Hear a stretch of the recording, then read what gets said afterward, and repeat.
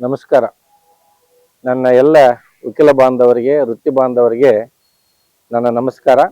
ನಾನು ಪಾಟೀಲ್ ಸಿದ್ದನಗೌಡ ವೀರಭದ್ರಗೌಡ ಅಂತ ಹೇಳಿ, ನಾನು ರಿಟೈರ್ಡ್ ಪಬ್ಲಿಕ್ ಪ್ರಾಸಿಕ್ಯೂಟರ್. ಅಂದರೆ ಪಬ್ಲಿಕ್ ಪ್ರಾಸಿಕ್ಯೂಟರ್ಗೆ ಸ್ವಯಂ ನಿವೃತ್ತಿಯನ್ನು ಪಡೆದುಕೊಂಡು ನಾನೀಗ 4 ವರ್ಷಗಳಿಂದ ವಕೀಲನಾಗಿ ಹಾವೇರಿ ಜಿಲ್ಲೆಯಲ್ಲಿ ಮತ್ತು ದಾವಣಗೆರೆ ಜಿಲ್ಲೆಯಲ್ಲಿ ಕರ್ತವ್ಯ ನಿರ್ವಹಿಸ್ತಾ ಇದ್ದೇನೆ. ನಾನು ಈ ಬರ್ತಕ್ಕಂಥ ಮಾರ್ಚ್ 11, 2026 ನಡೆಯುತ್ತಿರುವಂತಹ ಕರ್ನಾಟಕ ರಾಜ್ಯ ವಕೀಲರ ಪರಿಷತ್ ಚುನಾವಣೆಗೆ ನಾನು ಸ್ಪರ್ಧೆಯನ್ನು ಮಾಡ್ತಾ ಇದ್ದೇನೆ. ನನ್ನ ಸ್ಪರ್ಧೆಯ ಉದ್ದೇಶ ಅಧಿಕಾರಕ್ಕಾಗಿ ಅಲ್ಲ, ಹೋರಾಟಕ್ಕಾಗಿ ಅನ್ನುವುದನ್ನು ಈ ಮೂಲಕ ನಾನು ಸ್ಪಷ್ಟಪಡಿಸ್ತಾ ಇದ್ದೇನೆ. ಇವತ್ತು ಕರ್ನಾಟಕ ರಾಜ್ಯ ವಕೀಲರ ಪರಿಷತ್ತಿಗೆ ನಮ್ಮ ವಕೀಲರಿಂದ ಸಾಕಷ್ಟು ಆದಾಯ ಇದೆ.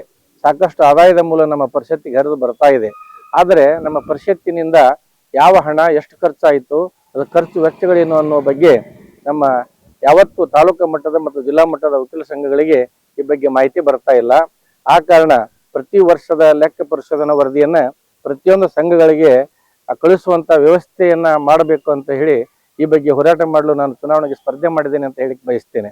ಅದರ ಜೊತೆಗೆ ನಮ್ಮ ವಕೀಲರಿಗೆ ಮರಣ ಹೊಂದಿದಂಥ ಸಂದರ್ಭದಲ್ಲಿ ಅಥವಾ ಸಣ್ಣದನ್ನು ವಾಪಸ್ ನೀಡಿದಂಥ ಸಂದರ್ಭದಲ್ಲಿ ಅವರು ಕೊಡ್ತಕ್ಕಂಥ ಹಣ ಏನಿದೆ, ಸ್ಲ್ಯಾಬ್ 4 ಲಕ್ಷ, 6 ಲಕ್ಷ, 8 ಲಕ್ಷ, ಇದು ಅತ್ಯಂತ ಕಡಿಮೆಯಾಗಿದ್ದು ಇದರಿಂದ ವಕೀಲರಿಗೆ ಯಾವುದೇ ರೀತಿಯ ಪ್ರಯೋಜನ ಆಗುವುದಿಲ್ಲ. ಈ ಒಂದು ಹಣ, ಈ ಪರಿಹಾರದ ಹಣ ಕನಿಷ್ಠ 20 ಲಕ್ಷ ಆಗಬೇಕು ಅನ್ನುವಂಥದ್ದು ಕೂಡ ನನ್ನ ಹೋರಾಟ ಇದೆ. ಆ ನಿಟ್ಟಿನಲ್ಲಿ ಕೂಡ ನಾನು ಹೋರಾಟ ಮಾಡಬೇಕು ಅಂತ ಸ್ಪರ್ಧೆ ಮಾಡಿದ್ದೇನೆ. ಅದರ ಜೊತೆಗೆ ನಮ್ಮ ಯುವ ವಕೀಲರಿಗೆ ಇವತ್ತೇನು ಸರ್ಕಾರ ಗೌರವವನ್ನು ನೀಡ್ತದೆ, ಆ ಗೌರವವನ್ನು ಪಡೆಯುವಂಥ ಯುವ ವಕೀಲರ ಸಂಖ್ಯೆ ಹೆಚ್ಚಾಗಬೇಕು, ಅದು ದ್ವಿಗುಣ ಆಗಬೇಕು. ಆ ನಿಟ್ಟಿನಲ್ಲಿ ಕೂಡ ಸರ್ಕಾರದ ಜೊತೆ ಒಂದು ಮಾತುಕತೆಯನ್ನು ಮಾಡಿ ನಮ್ಮ ಯುವ ವಕೀಲರಿಗೆ ಹೆಚ್ಚಿನ ಒಂದು ಗೌರವಧನ ಸಿಗುವಂತೆ, ಹೆಚ್ಚು ವಕೀಲರಿಗೆ ಗೌರವಧನ ಸಿಗುವಂತೆ ಹೋರಾಟ ಮಾಡಬೇಕು ಅಂತ ಹೇಳಿ ನಾನು ಈ ಸ್ಪರ್ಧೆ ಮಾಡಿದ್ದೇನೆ ಅಂತ ಹೇಳಿ ಬಯಸ್ತೇನೆ.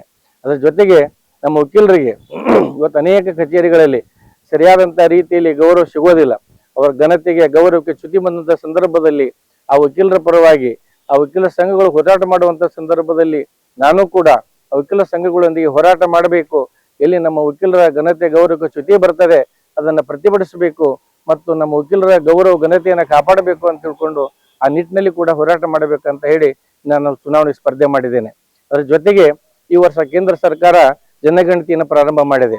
ಈ ಜನಗಣತಿಯನ್ನು ಆಧರಿಸಿ ನಮ್ಮ ವಿಧಾನ ಪರಿಷತ್ತಿನ ಸದಸ್ಯ ಸ್ಥಾನ, ವಿಧಾನಸಭೆ ಮತ್ತು ಪಾರ್ಲಿಮೆಂಟಿನ ಸದಸ್ಯ ಸ್ಥಾನಗಳು ಹೆಚ್ಚು ಕಡಿಮೆ ಆಗ್ತದೆ ಮತ್ತು ಕ್ಷೇತ್ರಗಳ ಪುನರ್ವಿಂಗಡಣೆ ಕೂಡ ಆಗ್ತದೆ. ಈ ಸಂದರ್ಭದಲ್ಲಿ ನಾನು ಕಾನೂನು ಪದವೀಧರರಿಗೆ ಪ್ರತ್ಯೇಕವಾದಂತಹ MLC ಸ್ಥಾನಗಳನ್ನು, ವಿಧಾನ ಪರಿಷತ್ ಸ್ಥಾನಗಳನ್ನು ಮೀಸಲಿಡಬೇಕು. ಆ ನಿಟ್ಟಿನಲ್ಲಿ ತಾಲೂಕು ಮಟ್ಟದ, ಜಿಲ್ಲಾ ಮಟ್ಟದ ಸಂಘಗಳು ಹೋರಾಟ ಮಾಡಬೇಕು, ಪರಿಷತ್ ಕೂಡ ಹೋರಾಟ ಮಾಡಬೇಕು. ಕರ್ನಾಟಕ ಸರ್ಕಾರಕ್ಕೆ ಈ ಬಗ್ಗೆ ಶಿಫಾರಸು ಮಾಡಿ, ಕರ್ನಾಟಕ ಸರ್ಕಾರದಿಂದ ಕೇಂದ್ರ ಸರ್ಕಾರಕ್ಕೆ ಶಿಫಾರಸು ಮಾಡಿ ಕಾನೂನು ಪದವೀಧರರಿಗೆ ಕನಿಷ್ಠ 3 MLC ಸ್ಥಾನಗಳನ್ನು ಮೀಸಲು ಮಾಡಿಸುವಂತ ನಿಟ್ಟಿನಲ್ಲಿ ಕೂಡ ನಾನು ಹೋರಾಟ ಮಾಡಬೇಕಂತ ಹೇಳಿ ಈ ಚುನಾವಣೆಗೆ ನಾನು ಸ್ಪರ್ಧೆ ಮಾಡಿದ್ದೇನೆ. ಆದ್ದರಿಂದ ನಾನು ಪುನಃ ಹೇಳ್ತೇನೆ, ನನ್ನ ಈ ಒಂದು ಸ್ಪರ್ಧೆ ಅಧಿಕಾರಕ್ಕಾಗಿ ಅಲ್ಲ, ಹೋರಾಟಕ್ಕಾಗಿ. ಆದ್ದರಿಂದ ದಯಮಾಡಿ ಎಲ್ಲರೂ ಕೂಡ ನನ್ನನ್ನು ಈ ಸಂದರ್ಭದಲ್ಲಿ ಬೆಂಬಲಿಸಬೇಕಂತ ಹೇಳ್ತಾ, ಇದು ನನ್ನ ಪ್ರಥಮ ಬಾರಿಗೆ ನಾನು ಚುನಾವಣೆ ಸ್ಪರ್ಧೆ ಮಾಡ್ತಾ ಇದ್ದೇನೆ. ಇದು ಮತ್ತು ನನ್ನ ಕೊನೆಯ ಬಾರಿಗೆ ಕೂಡ ಸ್ಪರ್ಧೆ ಆಗಿದೆ. ಆದ್ದರಿಂದ ದಯಮಾಡಿ ನನ್ನೆಲ್ಲ ವಕೀಲ ಮಿತ್ರರು, ನನ್ನ ಸಹೋದರ ಸಹೋದರಿಯರು, ನನ್ನ ವೃತ್ತಿ ಬಾಂಧವರು ನಿಮ್ಮ ಪ್ರೀತಿಯ ಒಂದು ಮತವನ್ನು, ಪ್ರಥಮ ಪಕ್ಷದ ಮತವನ್ನು ನನಗೆ ನೀಡುವ ಮುಖಾಂತರ ಗೆಲ್ಲಿಸಿ ನನ್ನ ಹೋರಾಟಕ್ಕೆ ತಾವು ಬೆಂಬಲಿಸಬೇಕು ಅಂತೇಳಿ ತಮ್ಮಲ್ಲಿ ಬೇಡಿಕೊಳ್ತೇನೆ.